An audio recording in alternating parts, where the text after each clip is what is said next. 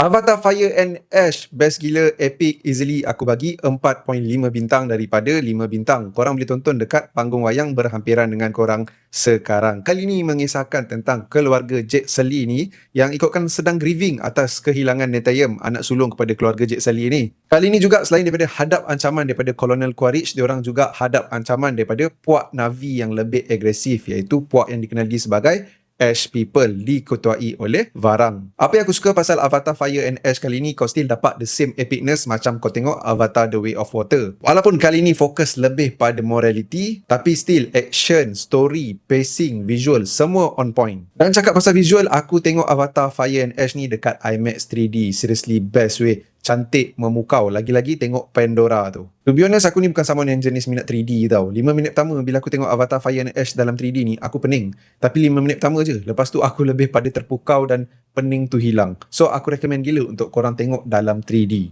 Kalau nak kata ada yang kurang pasal Avatar Fire and Ash ni, untuk aku mungkin ada satu lah. Tapi aku rasa orang lain mungkin akan rasa benda ni tak ada apa pun.